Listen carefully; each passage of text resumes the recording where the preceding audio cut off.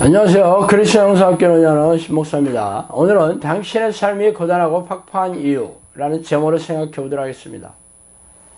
언론 뉴스에 등장하는 사건은 이전에 우리가 보았던 사건과 비교할 수 없을 정도로 잔인하고 참혹합니다. 이유 없이 불을 지르고 사람을 죽이고 인생을 비관하여 자살하는 사람들은 이제 뉴스거리가 되지도 않죠. 젊은이들은 취업이 안 된다고 악을 쓰고 중년 가장은 회사에서 쫓겨나듯 거리로 내몰리고 있습니다. 이제 겨우 60이 지났을 뿐인데 사회는 뒷방 늙은이 취급을 하고 있죠. 하루 종일 TV를 보다가 지쳐서 답답한 마음에 동네 뒷산에 오르락내리락 하는 것이 소일거리입니다. 그래서 불면증과 우울증 환자가 치솟고 있고 그들을 위한 강박증, 조현병 환자들도 급격하게 늘어나고 있습니다. 그게 하나님을 모르는 세상 사람들의 이야기가 아닙니다. 바로 하나님이 삶과 영혼을 축복해 주시고 영원히 함께 해주신다는 것을 철석같이 믿고 있는 크리스천들도 다르지 않습니다.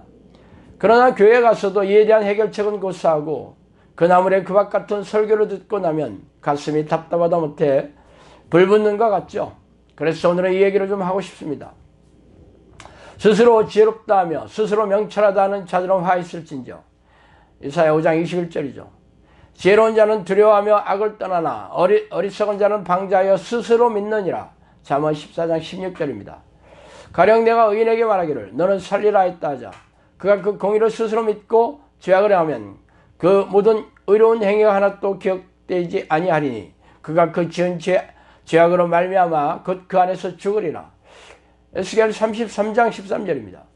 예수를 열심히 믿고 교회에서 시키는 대로 주일 성수와 11조 각종 봉사 등의 희생적인 신앙행위를 성실하게 열정적으로 해왔는데 왜 영혼이 건조하고 냉랭하며 삶이 고단하고 팍팍한지 알 수 없다고 생각하시는 크리스천들이 안들이 아닐 겁니다.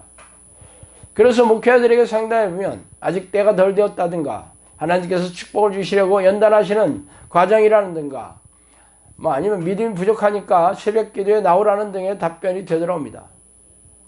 그러나 그렇게 말하는 목회자들의 삶을 찬찬히 살펴보세요. 그들의 교인들과 별 다름없이 무능하고 무기력한 믿음으로 날이 갈수록 기울어지는 교회를 이끌고 사역을 하느라 그들 역시 파김치가 되고 있어요. 그렇다고 목회자들이 믿음이 없다고 할 수 있겠습니까? 참으로 기이한 일이 아닐 수 없습니다.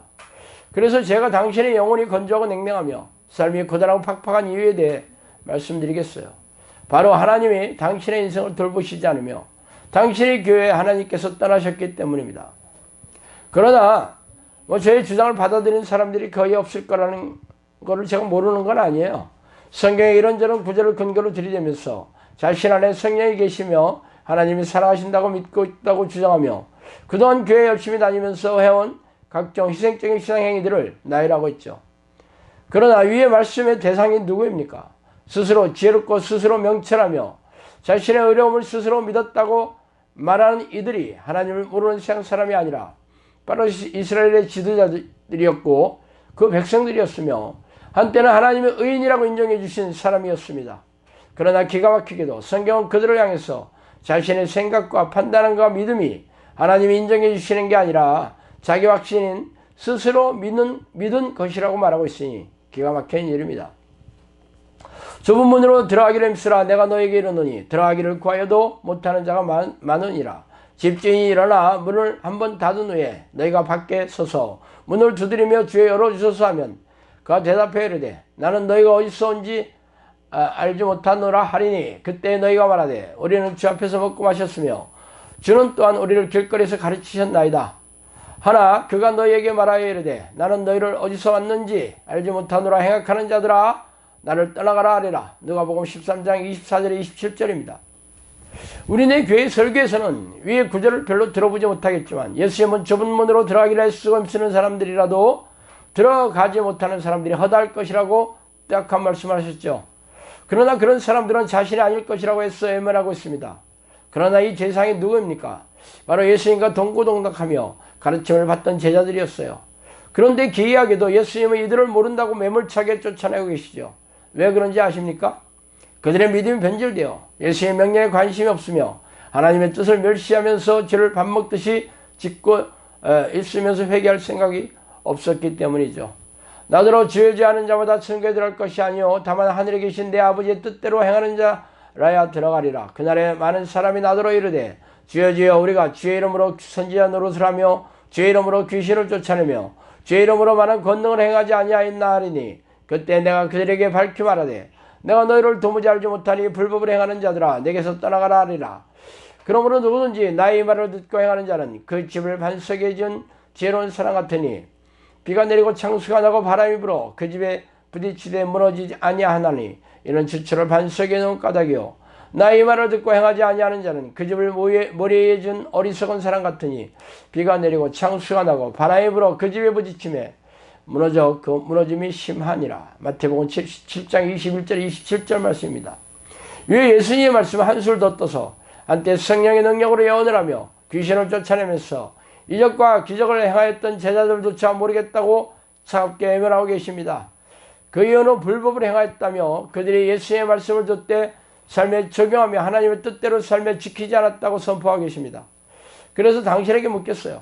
당신이 지금까지 교회에서 시키는 대로 행했던 예배의식에 참석하고 교회 조직을 위한 봉사와 각종 희생적인 신앙행위들이 성경에서 명하신 하나님의 뜻이었는지 날카롭게 살펴보세요. 솔직히 말해서 그런 신앙행위들은 교회의 관행일 뿐입니다.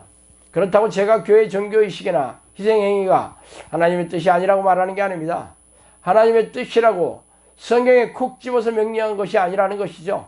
그래서 먼저 성경에서 명한 하나님의 뜻을 철저하게 지키고 나서 교회의 관행대로 신앙생활을 해야 하지 않겠습니까? 그런데 하나님의 뜻에는 관심이 없고 종교적인 신앙행위를 열심히 한 것으로 자신의 믿음을 철석같이 확신하고 있으니 기가 막힌 일이에요.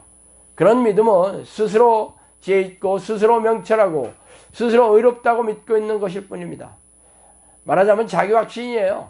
하나님이 인정해 주신 믿음이라면 겨자씨만한 작은 믿음도 기적이 일어나고 기도응답이 신속하게 내려오며 믿음의 표적으로 귀신을 쫓아내며 귀신이 일으킨 정신질환과 고질병을 치유하는 성령의 능력이 그 증거입니다.